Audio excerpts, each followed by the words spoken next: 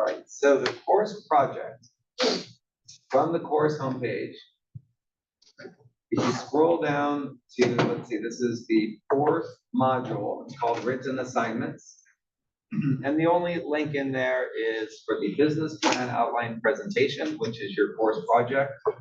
It's worth 10 points, which is the equivalent of 1 letter grade, right? That's the difference between, say, an A and a B, or an F and a D, right? So it's pretty significant. In fact, I'd say it's the activity with the largest number of points in the whole course. You definitely want to make sure you do a good job on this. And it's not due till May 12th, which is more than a month away. Right? Of course, if people are watching this recording in the future, it might be a different due date. For what is this? 2024 spring semester, the due date is May 12th. And so let's take some time to go over it so you know what to expect for this assignment. And it's not really that hard, I think, although it does take some time. So you don't want to wait till the last minute on this one. Oh, you know what, I might as well do this. Since I'm going to be talking for a little while, I'll just bring this over here. There we go. Okay. So the course project,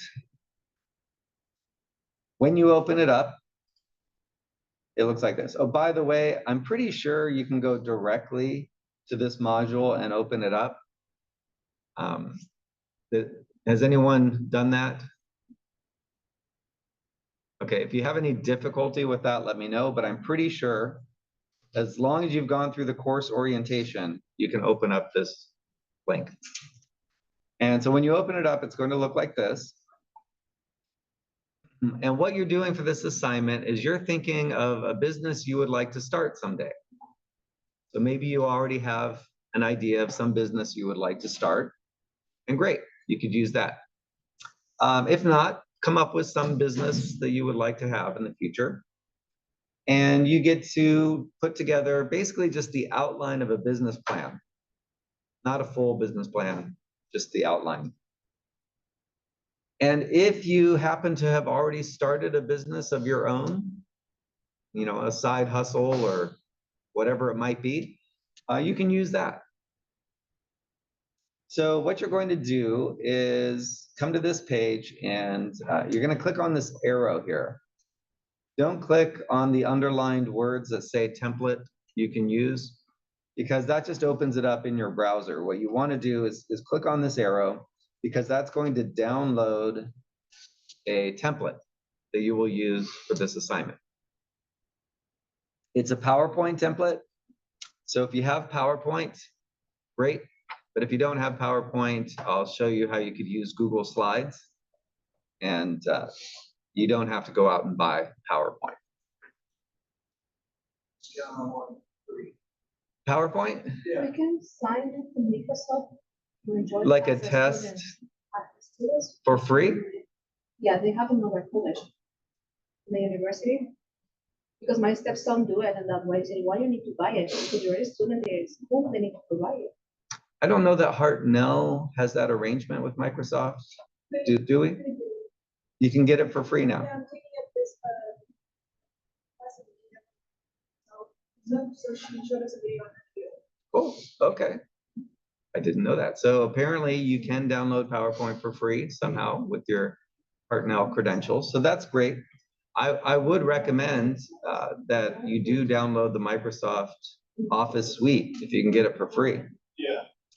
Because that's what most businesses use. So Excel, Word, PowerPoint. Office 97 Pro or whatever 98 had Office. Okay, yeah, great. All right, but I'll still show you how to use Google Slides because that might be useful for you as well. So, okay, so once you've downloaded it, again, you do want to open it up in either PowerPoint or some other program. And we'll walk through it. As it says here, you want to include at least 5 bullet points per slide, which is really not a whole lot of information. So it's not going to be a lot of writing in this assignment, but you are going to have to do quite a bit of thinking and research. Here's a rubric, but really the rubric is incorporated directly into the template. And when you're done, when you have the template all filled in and you're ready to submit it, you're going to come back here and submit it here in Canvas.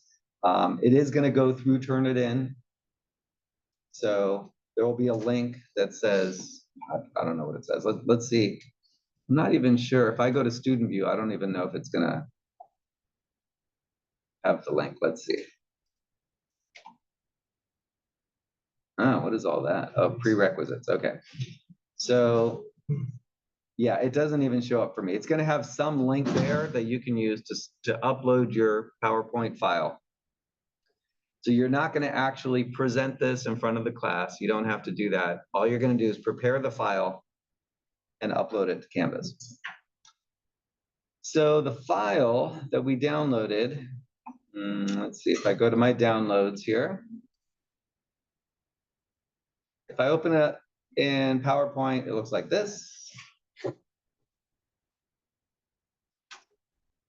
have to click Enable Editing. There we go. However, as I mentioned, you can also open it in Google Slides. So let's go ahead and do that. You just search for, not Google, Google.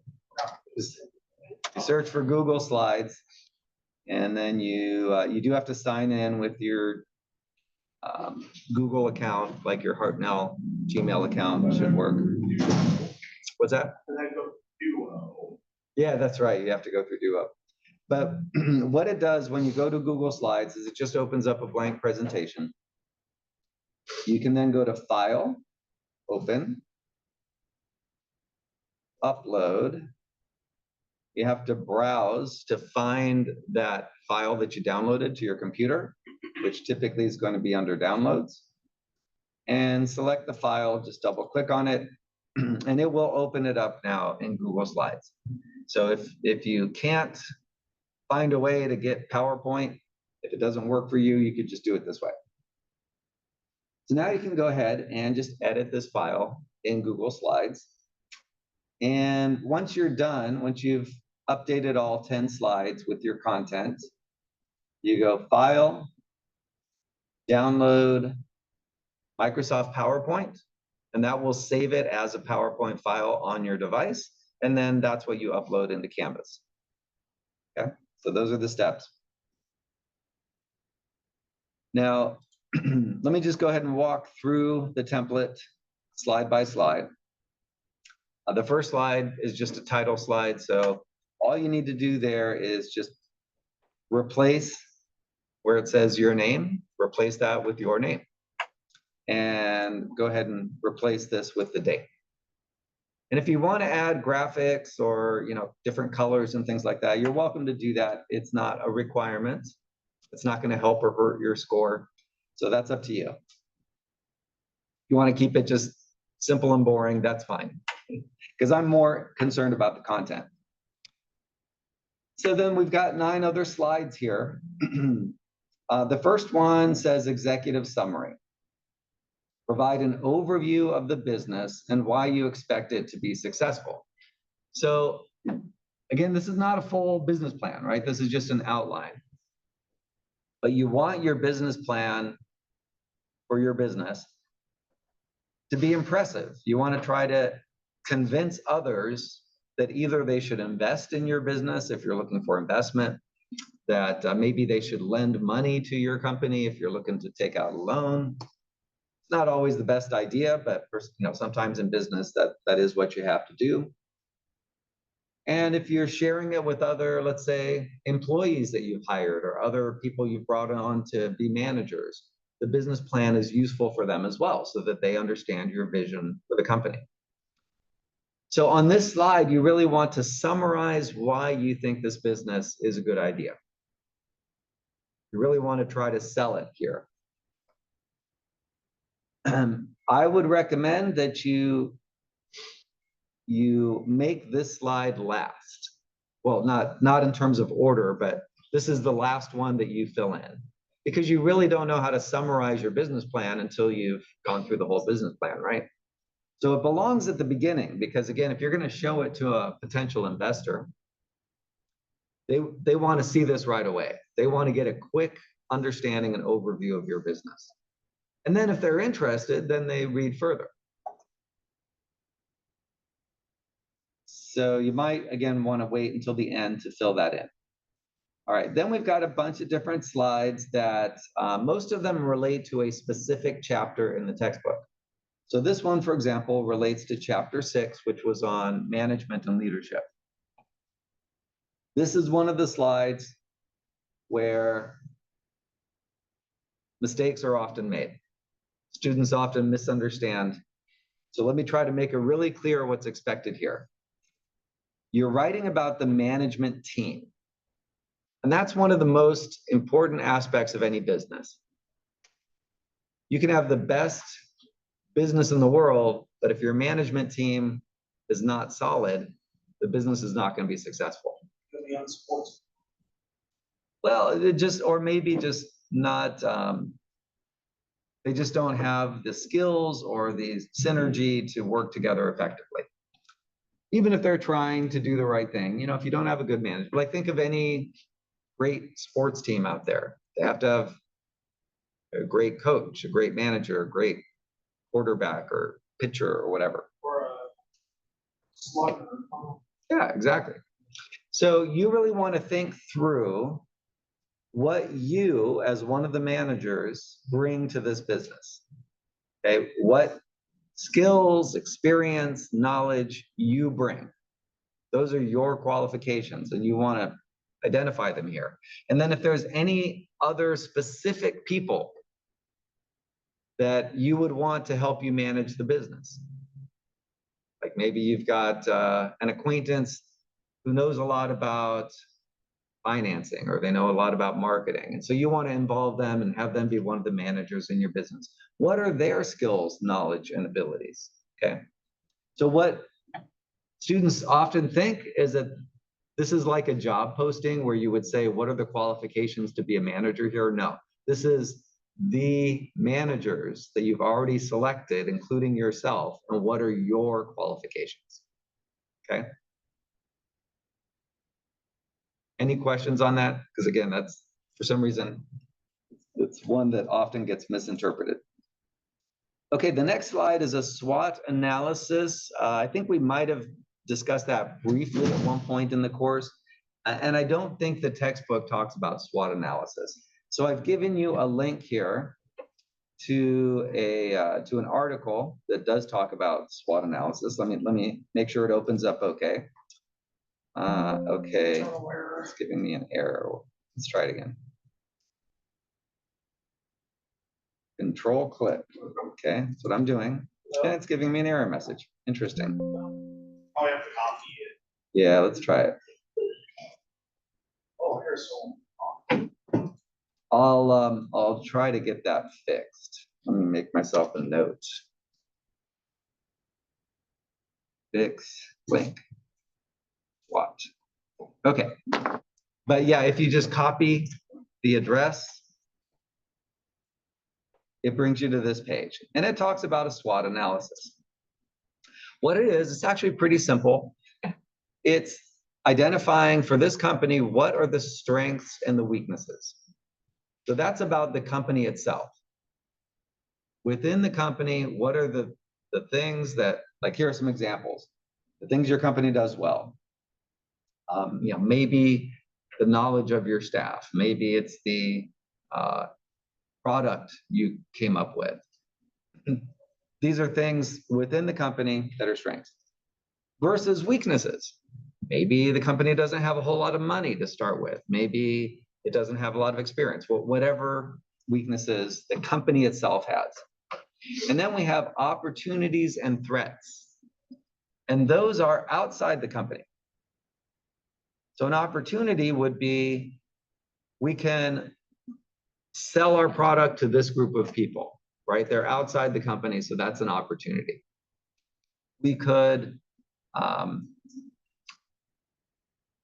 develop a product that no other competitor has. So yes, we would be developing the product, but it's an opportunity out there in the market to sell this product. Okay, so opportunities are outside the company, as are threats. Threats would be competitors, changes in the economy, anything outside the company that could be a problem for us. Okay. And again, here are some more examples of those. So on this slide, again, you only need 5 bullet points. If you give me, 1 or 2 strengths, 1 or 2 weaknesses, 1 or 2 opportunities, and 1 or 2 threats, there you go. And by the way, your bullet points don't have to be complete sentences. In PowerPoint presentations, the idea is keep it short and simple so people can read it on a screen. And so as long as I understand what you're talking about, great. Don't give me paragraphs full of information, just nice, brief bullet points. Any questions on the SWOT analysis slide? All right, so then we get into the financial plan. This relates to chapters 14 through 16. And there are basically 3 things that I'm looking for here. In the first year of business, how much revenue from sales do you expect the company to bring in? And what costs do you expect the company to have in the first year? Okay. And then the other thing is, how much money do you need to get this company started? That would be your startup capital. So just be sure to include those 3 estimates here. You don't need any fancy financial statements or anything like that. All right, then we've got the marketing plan that relates to chapter 12 that we're focusing on this week and next week when we go through chapter 11. So on this slide, you'll talk about what your product or service is and who's your target market. Who are you trying to sell this to? And we have another marketing related slide, the marketing mix. Remember the 4 Ps I told you about on Tuesday? So here, and this is another area where students often make a mistake. Don't just tell me what your product is. Tell me why that is the product you've chosen. Don't just tell me what price you're going to charge, but why is that the right price? Why did you pick the promotion strategy that you chose? And why did you pick the distribution or place strategy that you chose? So it's really about the strategy for the 4 Ps. Then we get to location analysis. That is based on chapter 10, which I think we're not going to get to until the last week of the class, but it's okay. You can peek ahead at the chapter if you want to, but really all you need to identify here is where you're going to locate this business. Is it going to be in Salinas? Is it going to be in Nebraska? Is it going to be in France? And why is that the right location? So again, think strategically. Why would that be the best place for this business? Then the operations plan, think about how many employees am I going to need? What kind of equipment am I going to need? How am I actually going to operate this business? And then the last slide is your references. It's another one that students sometimes don't understand correctly. They give me like their mom's phone number as a reference, but no, this is not a job application. I'm not going to call your mom and ask if you're a good employee. Beyond sports point content. Well, that's not the point. By references, it means what sources, what websites or books did you use to research and prepare for this assignment? So for example, our textbook, if you used some information out of our textbook, that could be one of your references. If you use some article from the Hartnell Library, that could be a reference. So you do get credit for using either MLA or APA format for your references. For example, You just go to the Hartnell Library. We have a link right in Canvas.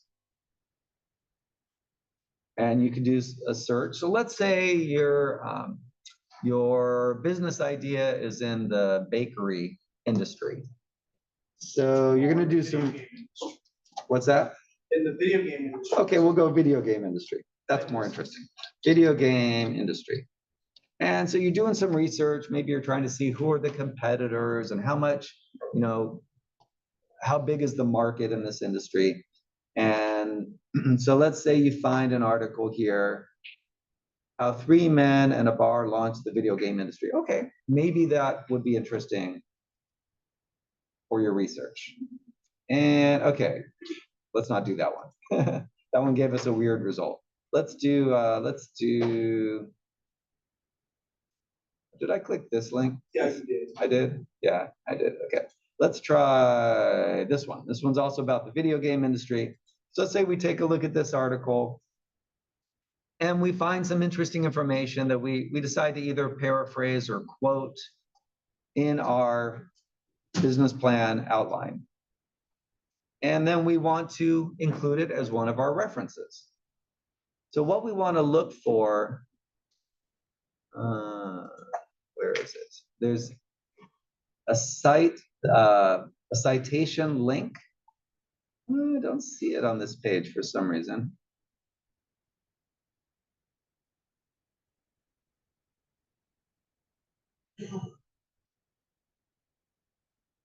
Okay, when I click that first, let me go back to it so you can see what I did. So when I clicked on this link, it opened up the article, right? But when I clicked on this link here, oh, it actually says video, okay, whatever. Notice it's got this citation link. I love this. When I was doing my research for my last degree, this came in very handy. You click on the citation link and it gives you a formatted reference. And again, you can choose either MLA format, if that's what you prefer, or APA. APA is more common when you get to universities. That's usually what they use. So you just copy that and you go to your template and you just paste it in. Okay, so there's one reference. And you need 3 references for this assignment. Again, once you've completed the assignment, you save it, you upload it to Canvas by May 12th. So I think I've pretty much covered everything there. What questions do y'all have on? If it's turned in late, it's a big foul. Well, there is a late penalty of 1% per day. And of course, the semester ends the 18th of May, right? So that would be the last day to submit anything, would be May 18th. If we're talking about spring 2024, right? Again, somebody watching this recording might have a different due date or different end of the semester date. What other questions or comments do y'all have on this assignment?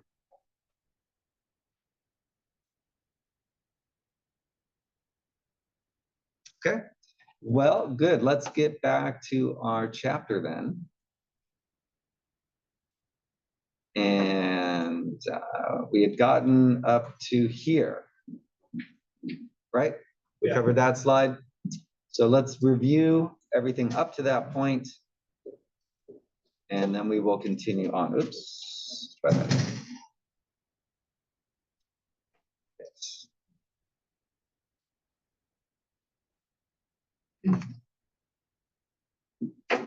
Okay.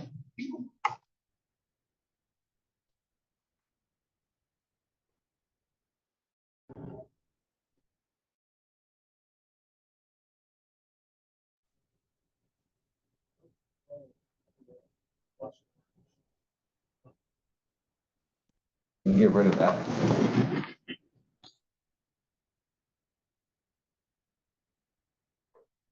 Okay, Zoom.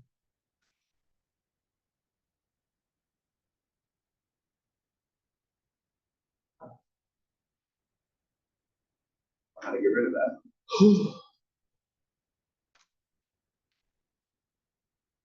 Okay. Whatever I did, that seems to have worked. Okay. So, quick review. I promise to make it quick, right? Because I took up a lot of time talking about the assignment. So we talked about the supply chain, right? How companies have to get the supplies they need to make their product and distribute it to the end consumer, right? And that is the supply chain. We talked about how these different steps in the supply chain help to simplify things, but they add to the cost, right? And how sometimes we have longer supply chains.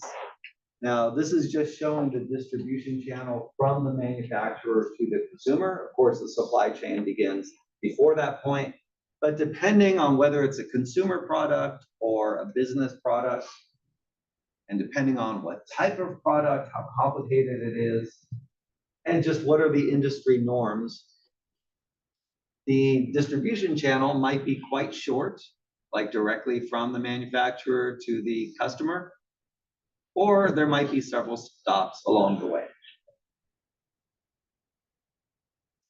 We talked about how sometimes companies cooperate. They have a strategic alliance to help market each other's products, right?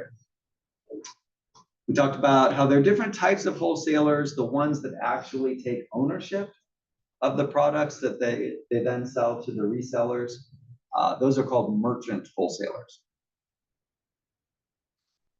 We looked at different types of retail, both store-based and non-store-based retail.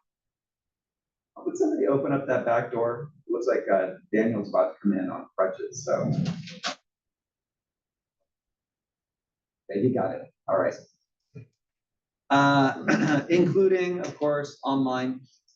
A lot of retail happens online, right? And sometimes they call it e-tailing.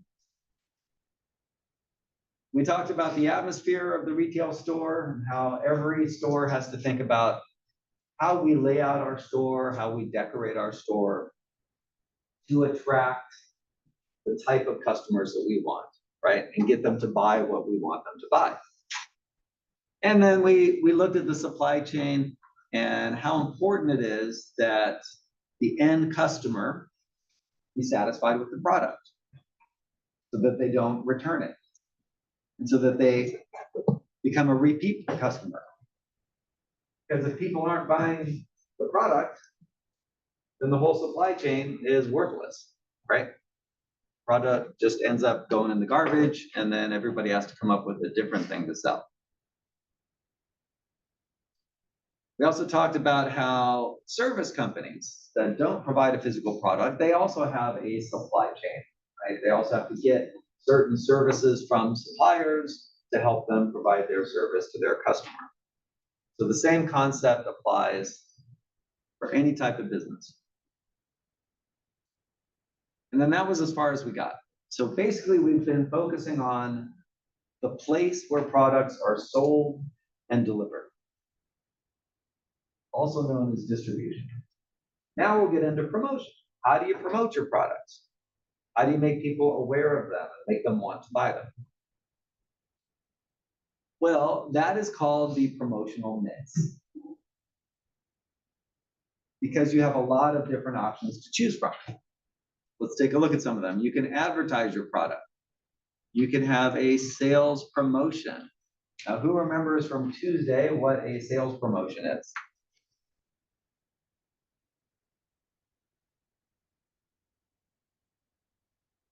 It's simply when you sell your product at a lower price than normal. So it's some sort of a discount on the price. Maybe you've lowered the price, or maybe you're bundling it together with another product so that people get it cheaper. Those are sales promotions. We think of them as sales, but in marketing, it's called sales promotion. All right, you can have different events or experiences to promote your product. You can have a public relations department that helps raise awareness of your product and improve the image of your company. We'll talk more about PR a little bit later. You can do direct marketing, where you send mailers or emails or phone calls or texts directly to consumers to try to get them to buy your product. That's called direct marketing. You could do some sort of interactive marketing, like there's some games out there that you can play for free online, but they're really trying to sell you a product, right? They're really trying to promote whatever their product is. So they created a game to get you to engage and be interactive with this game. But it's really a way to promote their product. Word of mouth. You want people telling their friends and family and coworkers about your product, right? And sometimes word of mouth is so effective, right? If people are telling other people, hey, you got to go see this movie, or you got to check out this band, or you got to go check out this new restaurant, people pay attention. And they might just go do that. But as a company, how do you get people to say good things about your business? Can you control that? Can you make people say good things? Not really, right? You could hire influencers and give them money to say good things about your company. But customers, it's their choice. And from what I understand, research on this topic says that if people have a negative experience, they're much more likely to talk about it than if they have a positive experience. So if they hate your restaurant, they'll go tell 10 people. If they love your restaurant, maybe they'll tell 2 or 3.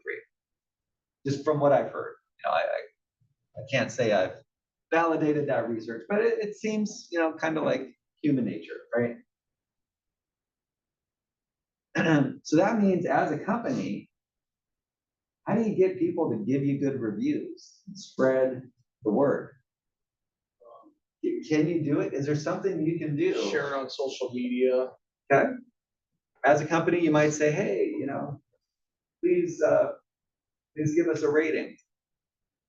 And you hope they give you a good one. But you can't make them do it. You could try to really delight your customers, give them such a good experience that they will go tell their friends. So it's a very powerful form of promotion, but it's one that is really hard to manage because it's really up to the customer. And then another way you can promote your product is personal selling.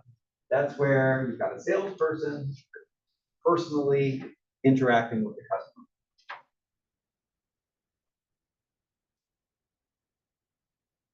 So since you've got a variety of different approaches to promoting your product, you need to choose which ones make the most sense in terms of how much money you have to spend on promotion, what type of product it is, who your target market is.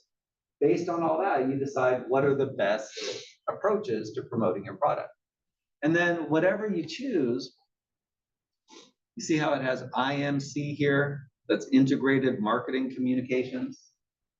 You want to make sure you have a consistent message so that if somebody sees an ad on TV for your product, and then they get a phone call from a salesperson about your product, they're getting the same message.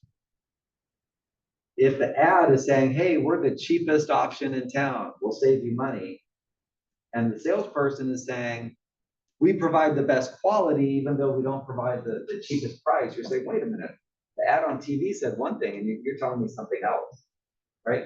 So you need a specific message. In fact, companies go so far as to have a specific color scheme, you know, a specific logo, a specific product name. If I just name a company, tell me what is the color scheme that they use for their advertising. So Coca-Cola, what are their colors? Red. Red? Usually red and white, right? What about McDonald's? What are their colors? Yellow? Yellow. Yellow, yeah.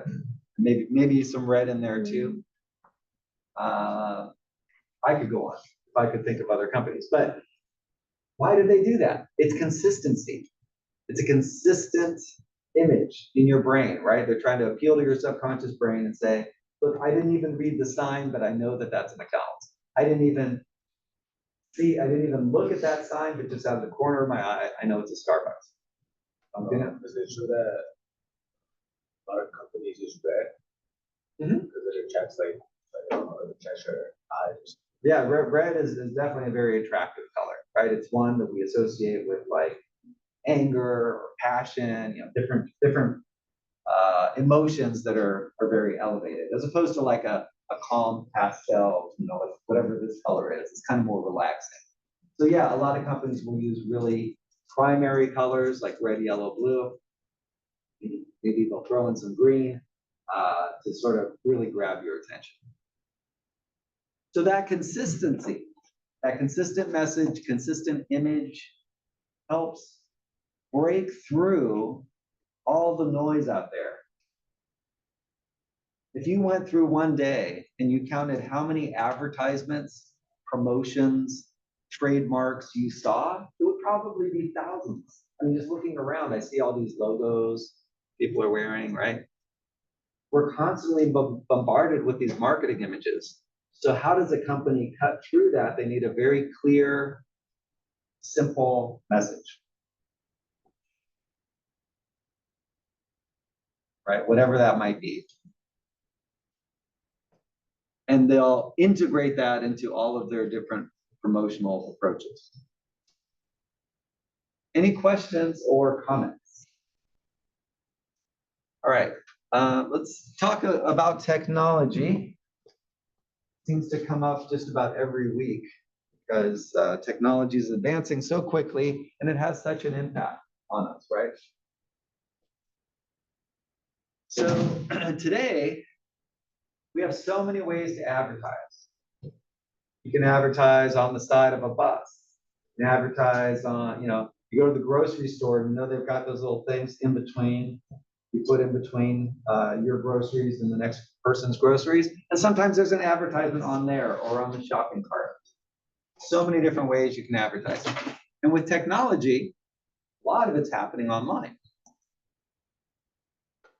Right? You do a Google search. You get the search results. A lot of them are going to be sponsored. They're advertised, right? At the top of the page and on the side of the page. A lot of those, somebody paid to put their link there, hoping you'll click on it. We get advertisements through text. There are products, like I said, embedded into video games or into movies. So you think you're watching a movie, but it's really a commercial, that somebody paid to have their product advertised there. So there are all kinds of creative ways technology is now being used, especially with AI, right? You go to Amazon or YouTube, their algorithms know what you're interested in. And they're going to promote certain products or certain videos based on your interests using technology. So as an advertiser or as a marketer in general, with so many options, how do you choose which way to advertise, where to advertise? You do TV, newspaper, radio, those are the traditional approaches. Social media advertising. How do you make that decision?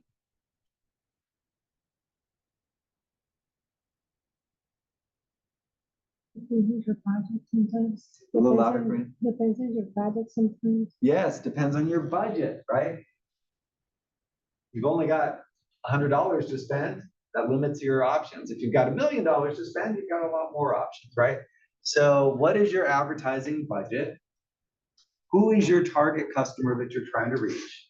And what's the optimal way? If I'm trying to promote nursing home services, I'm not going to put out an ad on Snapchat, right? because it's mostly a younger audience on Snapchat and they're not interested in those services. So think about who's your target audience, how to reach them as cost effectively as possible. All right, so I should probably pause there and let's go ahead and do our grow activity. for I this week. promote my listings on eBay. You do? What's your business? I think it's video game or parts sale. Okay, interesting.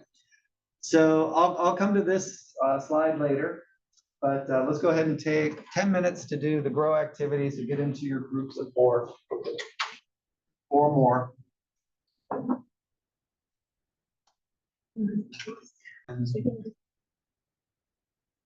Oh, So let's spend a little time talking about the sales process. Who here has ever had a job that involves sales, even if it's retail sales? Okay, great. Now, oftentimes as a salesperson, especially if it's a retail environment, you get an hourly wage, maybe in some cases a salary. And then you might get some sort of incentive for the more you sell, the more bonus or the more commission you get. But there are some salespeople that don't get that wage or salary, they only get a commission. That means if they don't sell anything, they don't make anything. They could spend a whole day working and get paid nothing, which is pretty rough. I've done some of that type of sales before. It's not fun. You're working and working and working and not selling anything. Maybe I'm just not a good salesperson. But let's talk about the sales process. If you're making a basic, wage or salary, then there's not as much pressure on you to sell. But the salespeople that only earn a commission, they have a lot of pressure, right? They really need to sell to make some money. So let's think about somebody in that position. These are the different steps they go through in making a sale. The first step is, as it says, prospecting and qualifying. That means figure out who you want to spend your time talking to, because not everybody's going to buy your product, right? So look for those people that would have either a need or a desire for your product.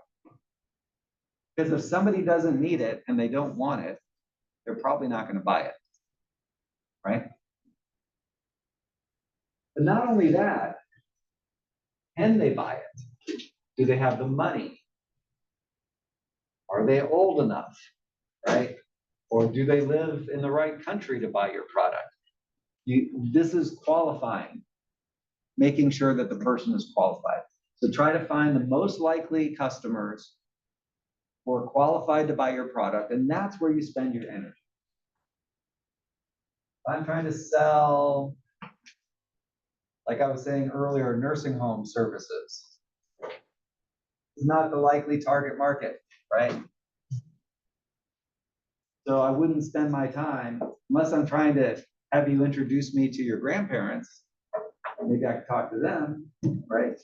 Otherwise, why would I spend my time trying to sell to this particular audience?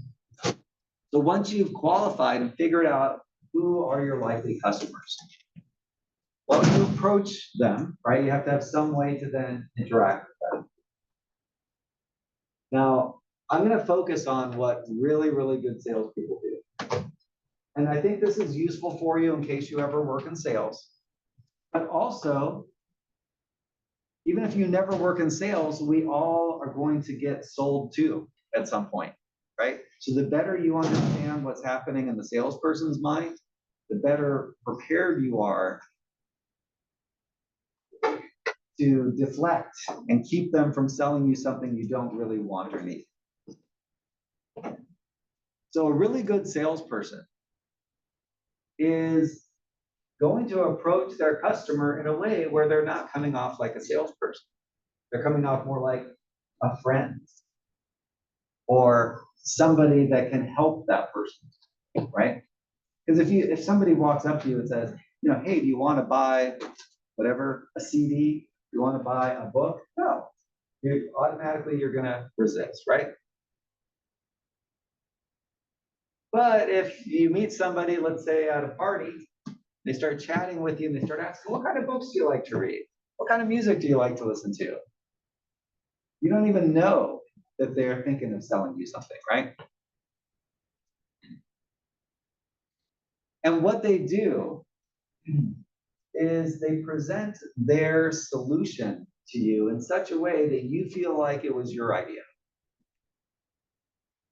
Let's say that you dream of taking a vacation to the Bahamas. In the back of your head, someday you're going to go to the Bahamas. And you're at that party and somebody's talking to you and you're talking about, hey, where'd you go on your last vacation? And you don't know that this person's a travel agent. And they ask you things like, oh, where would you really like to go? Someday? Oh, I'd like to go to the Bahamas. Oh, really? Wow. How much does it cost? Yeah, have you ever looked into booking flights? Oh, no, you haven't? Oh, okay. Well, I'm familiar with travel, and I know you could get a round trip flight for X number of dollars, and they're trying to perk up your interest so that you don't feel like you're being sold to.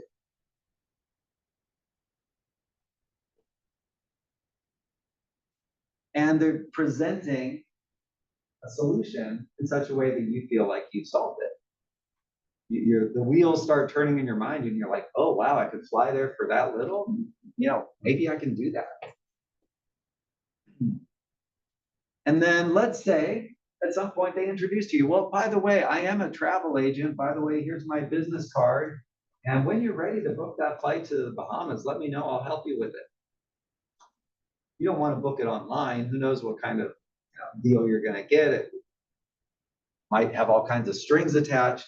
Contact me, I'll help you book the deal. Well, oftentimes your prospective customer is going to have some objections. Oh, well, I can't really afford it right now. Oh, I need to talk to my spouse, or I don't have a passport, whatever it might be. But the really good salesperson, what they do is they anticipate what those objections might be, and they address them before you bring them up. So they might say something like, and I know, $1,000 round trip might seem like a lot of money, but we have financing options. Or there's a special promotion. If you contact me this week, I could save you $300. So they are trying to address your objections before you even bring them up, to make it harder for you to raise those objections. It's all psychological. And once you agree, once you say, you know what, I'm going to call you. Let's book this trip, right? Then they've closed the sale. As soon as they get you in your mind to decide, I'm going to do this, they've closed the sale. Now there is a set of initials they use in sales, ABC. Does anybody know what that stands for in sales? ABC. Always be closing. So they don't wait till the end of the process here to close the sale. They're saying things from the very beginning like, wow, imagine sitting on that beach in the Bahamas. They're getting you to already in your mind say, yes, this is something I'm going to do. They're leading towards that final commitment, planting that seed. When would you prefer to fly? Would you prefer to fly in the summer or the fall? They didn't say, do you want to take the trip? When do you want to take the trip? Right? They're trying to close it already in your mind. So that when you do say, okay, the fall, you're like, great, come to my office next week. Let's sign the papers. Or they might even say, no problem. I already booked it on my phone. Just click here. Right? They're trying to make it as easy as possible for you to commit. But then you might have what's called buyer's remorse. You're like, oh my gosh, what did I do? I really can't afford this. So the job is not done for the salesperson. After the sale, they need to follow up and make sure you don't change your mind. And they have to be prepared to come up, to overcome any other objections you came up with.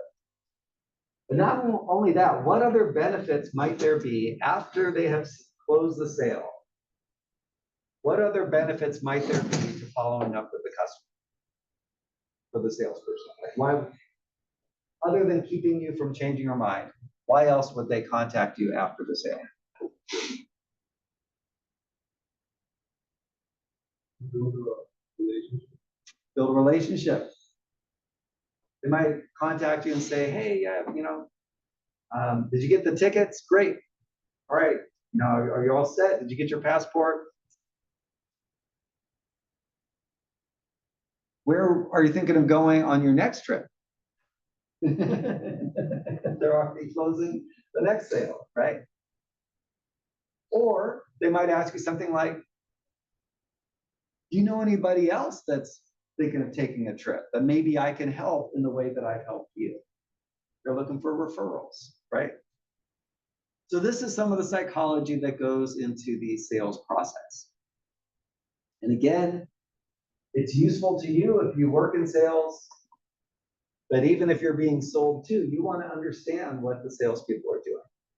And it doesn't necessarily mean that they're evil, right? They're just trying to make a sale. There is an ethical line between selling what people want and need and selling something that people don't really want or don't really need, right? And each of us has to decide where that line is. But that's the sales process. So any questions, comments?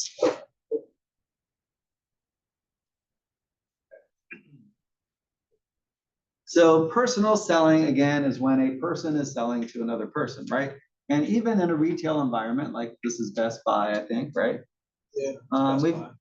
What's that? It's Best Buy. Best Buy. So we've got a salesperson in this retail store working with the customer. Personal selling tends to happen when the product itself is somewhat complex, when people are going to have questions. If it's a simple product, like, I don't know, baseball, I don't know why that came to mind. Or a desktop computer. Well, that can be somewhat complex. They have so many different options, right? Let's say, a shirt. Probably don't need a salesperson's help pick out a shirt. What material is this? There are some questions, yeah. I mean, if it's a high-end boutique and they're selling the latest fashions and they know what's hot in Paris, yeah, maybe, they've got some expertise that's useful. But in general, you find personal selling with products that are more expensive and more complicated. Routine products, stuff you buy at the grocery store, stuff you buy at CVS. Good luck finding a person to help you, right? There aren't that many employees around because it's not really necessary. So personal selling works well for some products. Then we get into sales promotions. There are all kinds of different ways to make your customer feel like they're getting a better deal through a sales promotion. There are loyalty marketing programs. You sign up, you get special deals, right? And then they spam. You're getting emails every day, texts every day. But they're hoping that through those communications, you're going to buy more stuff, right? And sometimes that works. There are bonus packs where it might be like if you buy two, you get a third one free kind of offer. Or you buy this toothpaste and you get a free toothbrush with it. Something like that where you feel like you're getting a better deal. That's another type of sales promotion. Could be a sweepstakes. You get a chance of winning something if you buy the product. Could be free samples, like if you've been to Costco, they're giving out like samples of food all the time. Or sometimes, I know like cosmetics stores, Sephora, right? You go in there and they've got these samples, right, for free. Why do they do that? Well, the companies that provided those samples, the manufacturers that gave them to the store and said, hey, give these out, they're hoping that when you try it, you say, oh, I really like this. And then you go back and you buy it, right? Coupons, it's another type of sales promotion. So these are all ways to try to encourage people to buy your product.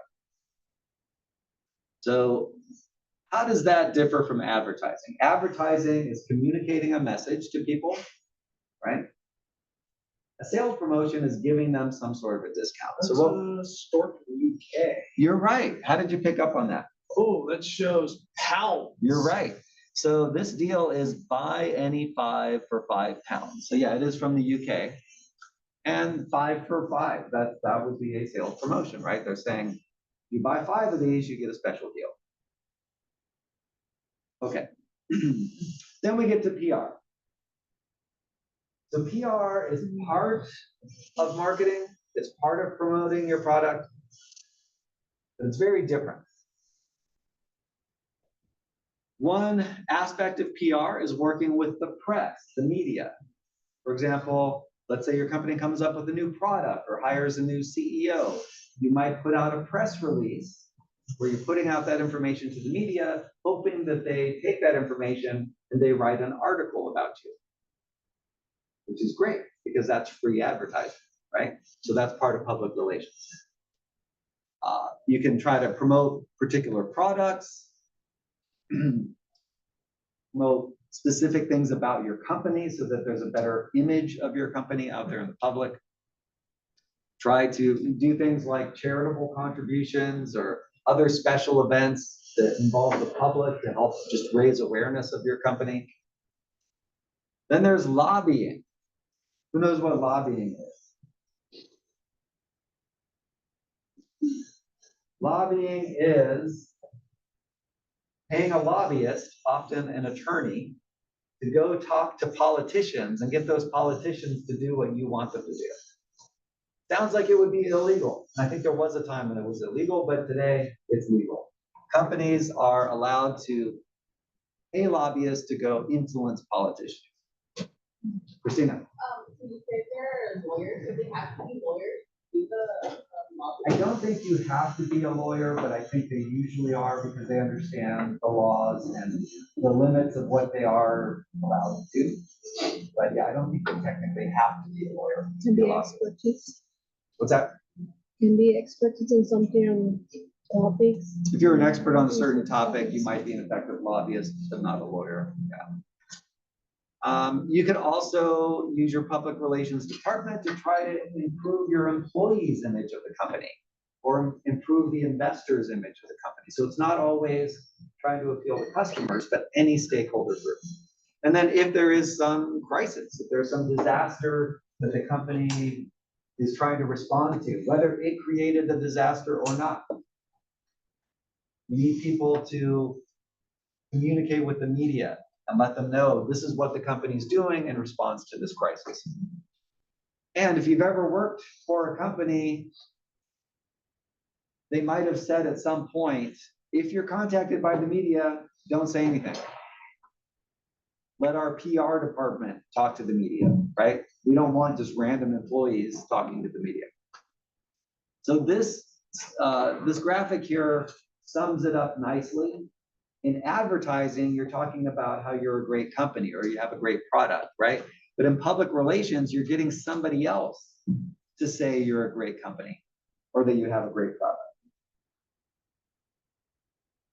Okay, social media we're all familiar with, right? Obviously, that's a very effective way to spread messages today, directly from the company or through influencers. I don't think we really need to say anything more on that. This term brick and mortar just refers to physical stores, right? They're not always made of brick, but it just means a physical store.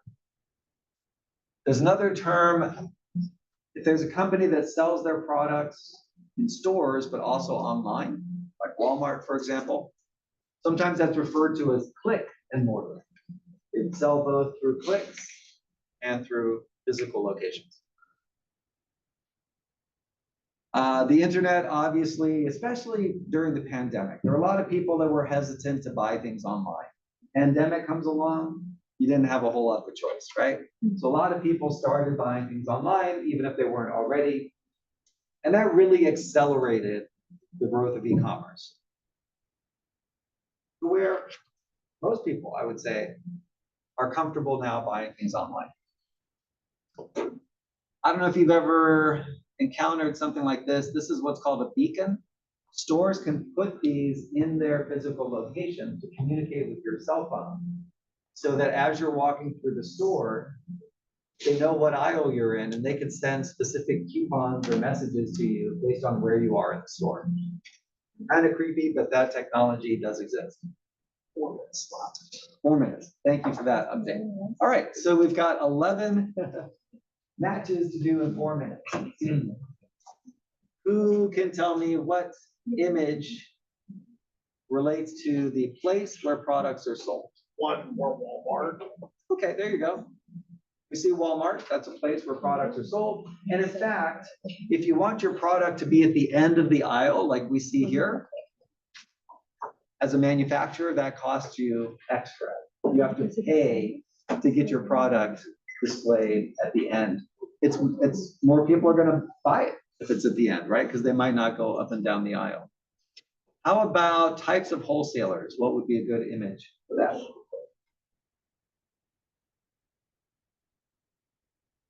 They look like wholesale? Fish. Ratio of the fish? Okay, exactly. If you're an individual consumer, you're probably not gonna be buying fish out of containers like that. But if you're a wholesaler, you might be down on the wharf or the pier making that purchase. Kinds of retail. What would you pick? Top right. Top right. Anybody know where that is? Santana Row in San Jose? Come on. It's a mall. It's a nice mall. Supply chain management. Middle, along. This long one over here. All right, shows the whole supply chain to the customer there. How about promotional mix? Okay, that could be part of your promotional mix, you bet. How about advertising media? The bottom left. Oh, wait, no. Bottom right. Bottom right? Yeah. Okay, so we got social media. You could definitely advertise on social media. Personal selling. Probably the house. Okay, you got, looks like a real estate agent, probably selling a house to a couple, right? And sales promotion. Green one. Let's see, it's got sales promotion in there, you bet, and it's got some other types of promotion as well. How about public relations? Top left, the microphones, right, talking to the media. Social media. Bottom right. Which ones did we not use here? The bottom left. And this one, right? Okay, so we see an advertisement right on the side of the car, right? People advertise in all kinds of places today. And then, you know, obviously here we have a store online, e-commerce, retail. Great, we got through it. Any questions, comments? Nope. All right, see you all next week.